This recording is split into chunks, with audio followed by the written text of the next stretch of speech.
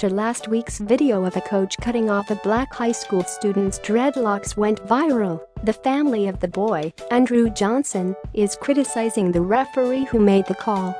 A lawyer for Charles and Rosa Johnson, whose 16-year-old son attends Buena Regional High School in New Jersey, contended in a statement on Monday that the referee was late to the match on December 19 and missed weigh-ins, which the Johnsons said is normally when the determination of any rule violations takes place.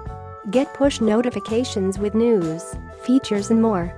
Following you'll get the latest updates on this topic in your browser notifications. What's more, when he did evaluate Andrew, the referee failed to raise any issues with the length of his hair, the Johnson family's lawyer Dominic A.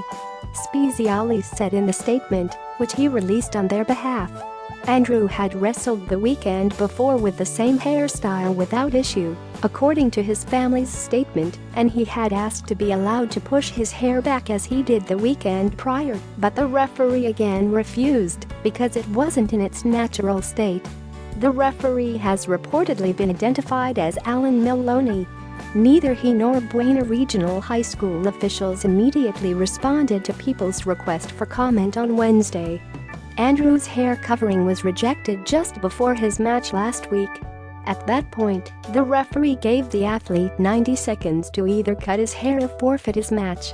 Video of the incident shows the choice that the visibly shaken teen made. As the trainer is cutting Andrew's hair in the middle of the gym, the referee is behind them directing her to keep cutting until he was satisfied with the length, Spezialy explained in the statement. The Courier-Post reports that wrestlers are barred from having hair that goes past their earlobes unless they are wearing a permitted hair cap. Johnson's cap, however, was not attached to his headgear as required by a fairly recent rules change, according to the paper.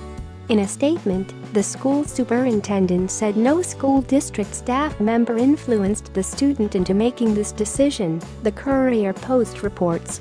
The staff and administration within the Buena Regional School District will continue to support and stand by all of our students and student athletes, the superintendent said. In collaboration with the NJSIAA and its ongoing investigation in this matter, the district will take appropriate action as more details become available. According to CNN, the New Jersey Attorney General's Civil Rights Division is investigating, and the referee has been taken off all matches until his actions have been thoroughly reviewed due to the high-profile nature of the incident.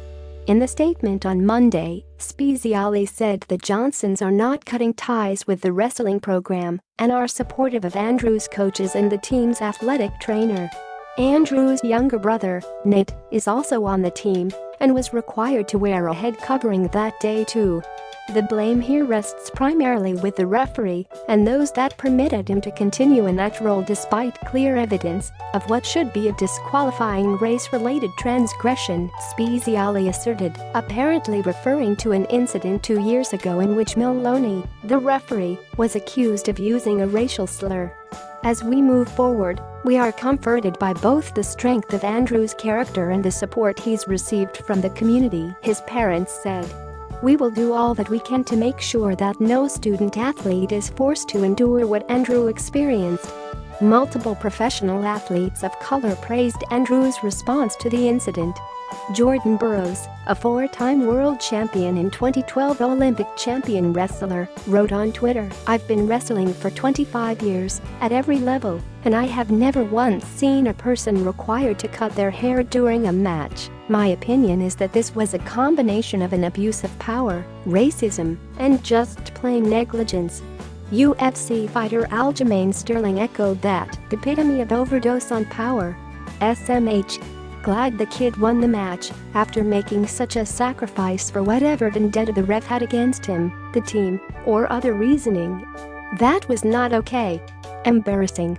According to an October 2016 article in the Courier-Post, the referee may have a history of racist behavior.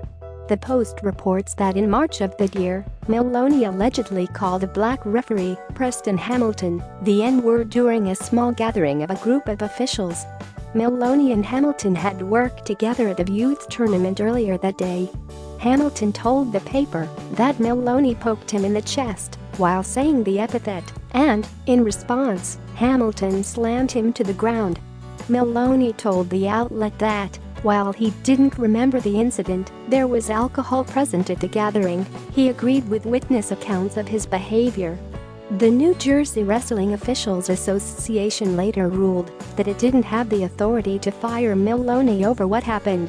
Its president said in a statement at the time, "We're going to move forward from here, and hopefully this thing has been resolved in the back of a lot of people's minds." According to the Post, Maloney volunteered to pay for and participate in both an alcohol awareness and sensitivity training programs as punishment. Andrew Johnson went on to win last Wednesday's match, and, according to his school's wrestling calendar, he will play again on Thursday.